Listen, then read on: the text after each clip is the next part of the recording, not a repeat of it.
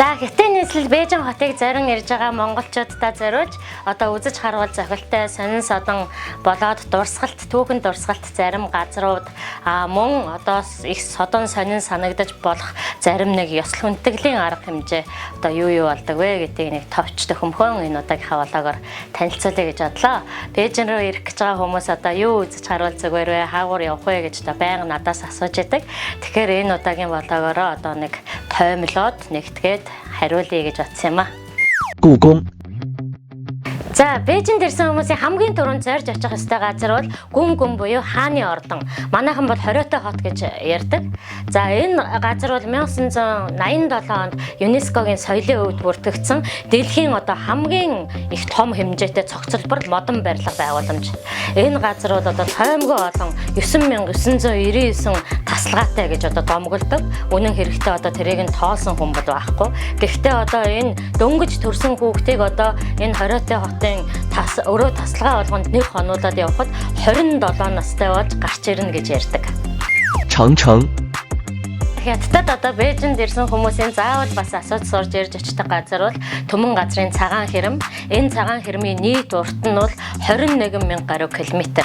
1987 онд мөн ЮНЕСКОгийн бие соёлын өвд бүртгэгдсэн. Эхлэл хэсэг нь бол одоо энэ Тэнжэнээс цаашх нь байдаг Чинхандао арлын орчимд эхэлдэг. Төгсгөл нь бол Гансо мужийн Жаюгван хүрч төгсдөг. Одоо Монгол алтын өмнөхөн талд гэсэн үг ээ. Тэгээд энэ хэрэм бол манай одоо нийтийн тооллын өмнөх 7-8 дугаар зууны үед Баруун Жоо улсын үед байгуулагдсан. Тэгээ үе үеийн одоо энэ нутаг дэвсгэр дээр суурьчиж исэн төрт улсууд бол одоо засаж сэлбсээр өнөөдөрт ирсэн. Хамгийн сүүлчийн засварыг бол одоо Мингийн төрийн үед хийсэн байна. 天坛 Бээжинд бас заавал нэг очиж үзэх ёстой газрын нэг нь Тянтан, Тэнгэрийн мандал гэж одоо манайхан ярьдаг да. Энэ бол одоо Чин Мингийн үед байсан одоо үе үеийн хаадын одоо тахилга тайлгын газар. Одоо тэрний зөвхөн ингээд шатныхын тоо тэгэл өндөр нам нь энтер гэдэл маш олон маш онцлог зохион байгуулалттай. Тэг маш их судалгаатай хийгдсэн. Дуу хоолой дамжуулах энтер гэд энэ талаасаа их бодож хийгдсэн ийм этгээд содон барилга байгаа. Энэ бол бас 1998 онд ЮНЕСКОгийн бие соёлын өвд одоо Хятадаас бүртгэгдсэн ийм бас нэг онцлог байгууламж. 升国旗仪式 За, Бээжинд бол одоо ингээд түүхэн дурсгалтай болоод очиж үзэхэд зохимжтой сонин сайхан газруудаас гадна маш онцлог содон бас зарим нэг ёслол хүндэтгэлийн арга хэмжээ болдог. Энэний нэг нь бол одоо төрийн туг далбааг одоо мандуулах ёслол өглөө болгон болдог. Бураах ёслол орой болгон болдог. Одоо манай Монгол улсын хувьд бол одоо төрийн 9 хөл цагаан тугийг зөвхөн наадмын өдөр жилдээ нэг удаа гаргаж одоо бүх одоо ард түмнийхээ дунд одоо мандуул цэнгүүлдэг бол дундад улсын хувьд бол төрийнхөө тугийг өглөө болгон мандуулж орой болгон хураадаг. Энэ нь бол одоо гадаад дотоодын жуулчдын бүр очиж үздэг зүйлийн нэг.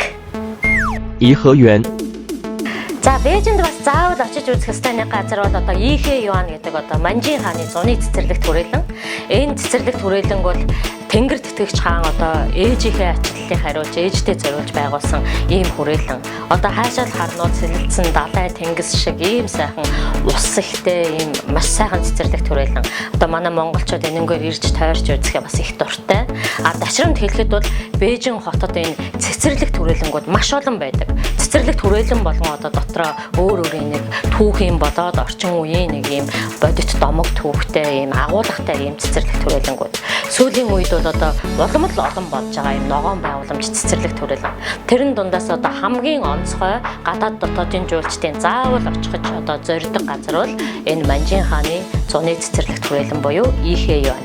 南锣鼓巷 За, Хятадын одоо баярын амралтын үеэр одоо хамгийн их хөл хөлхөөнтэй байдаг Бээжингийн нэг онцлог газар бол энэ Нанду Гүсян гэдэг эртний гуутан бүхий гудамж юм аа. Энэ гудамж бол одоо Юан гүрний үеийн дайд нийслэлийн хамгийн онцгой одоо өвд урсгалын газрын нэг. Тэгэд энд бол одоо Чингийн үеийн одоо Монгол сайд Сэнгэ Эренчингийн ордон байсан. Одоо их зураач Цэбашигийн гэр гэгчлэн одоо Хятадын нэр алдартай маш олон хүмүүсийн гэр ордон одоо энд байсан.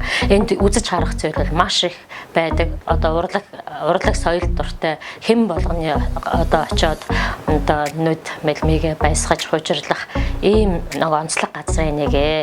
Энэ бол одоо хуучны өв дурсгалын газар мөртлөө одоо орчин үеийн бас соёл түүхийн одоо юм нандин хэлхээ болсон ийм онцгой газар юм а. 鸟巢水立方， За дараагийн газар бол та бидний бүгдийн одоо сайн мэдэх Олимпийн цэцэрлэг түрээлэн, шувууны үр цэцэрлэг түрээлэн гэж одоо алдартай архитектурын маш онцгой одоо шийдэл бүхий юм барилга байгууламж. Мөн дараагийн нэг алдартай нь бол энэ одоо хотхон дотроо байдаг одоо усан бассейн. Маш онцлог архитектуртай ийм усан бассейн Олимпийн цэцэрлэг түрээлэн. Энэ бол 2008 оны Олимпийг угтаж Бээжин хотод бүтээн байгуулсан маш онцгой одоо бүтээн байгуулалтын нэг. Энд ирээд одоо хүмүүс аялж цугаалангаа үзэж харах юм хэлбэртэй бас цэцэрлэг түрээлэнгээр намарч цугаалаад байгалийн сайхныг одоо бас бишрээд өмнөх одоо тэр гол усаар нь яваад цэцэрлэг түрээлэнгээр аялах ийм боломжтой ийм сонин сайхан газар байгаа. 清华北大， За энэ Бээжинд ирсэн хүмүүсийн тэр тусмаа залуу хүмүүсийн хувьд бол заавал нэг ороод үзээд шүргээд гараасай гэж миний хувьдаа одоо маш их хүсч мөрөөддөг нэг байгууламж байдаг. Энэ бол Чинхуа их сургууль. Энэ бол дэлхийд дахинд алдарсан маш одоо өндөр зэрэглэлийн онцгой сургууль. Тэгээд энэ Чинхуа их сургуулийн яг замын эсрэг талд нь Бээжингийн их сургууль Бэйда байгаа. Энэ хоёр их сургууль бол одоо бас эртний уран барилга байшингийн ийм цогцлбор.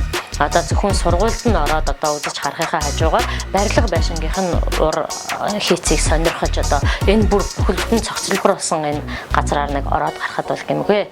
Энэ одоо сургуультай танилцах бол бүрэн нээлттэй гадаад дотоодын хүмүүст бол одоо бүртгүүлээд ороод үзэхэд нээлттэй байдаг. 三里屯， Манай монголчуудын одоо Бээжинд ирсэн монголчуудын бас маш сайн мэддэг одоо нэг газар бол Санлитун. Одоо Санлитунд бол одоо орчин үеийн дэлхийн орчин үеийн хөгжил дэвшлийн одоо бүхэл одоо зүйлсүүд тэнд бий. Тентхийн одоо баарнууд нь маш сонин сайхан, тентхийн одоо залуу хүмүүс бол тентхийн бааранд орохыг хүснэ. Мөн одоо орчин үеийн бүх дэлхийн брэндүүдтэй дэлгүүрүүд байгаа. Одоо Санлитунд очиход бол одоо Бээжингийн хамгийн орчин үеийн өнгө төрхийг одоо тэндээс олж харж байна. Бас аялагч хүмүүсийн заавал нэг очих ёстой, очиод шүргээд өнгөрөх ёстой, үтсэн харснаа хүмүүст гайхуулах ёстой, сайхан зураг хөргөө авахулах ёстой. Тийм газрын нэг ээ.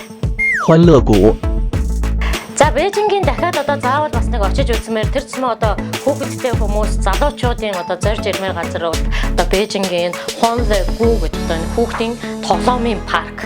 Энэ бол одоо асар том парк байгаа. 560 одоо мянган метр талбайтай. Тэгээ энэ бол одоо Солонгосын нэг бол Лотте төв одоо Диснейленд шиг яг тийм маш олон экстрим тоглоомуудтай хүүхэлдэйн киноны одоо дүр баатруудаас бүрдсэн өдөртөө одоо 80 гаруй ивент зохион байгуулагддаг ийм газар. Тэгээ хүүхдүүд одоо тоглох маш дуртай одоо чухам нэг шавын ханж одоо жаргалын оронд очисон шиг болно. Мөн залуучууд одоо тэнд очиж их тоглодог ийм нэг онцгой газар. За хятадын нийслэлд бол одоо ингээд үзэж очих газар бол маш олон бий. Тоймтойгоос нь тоймлон хүрэх гэдэг юм байна. Би дараагийн дугаараараа одоо нэгэнд нь очиж блог хийх болно. Юу байхыг та бүхэн таагаарай.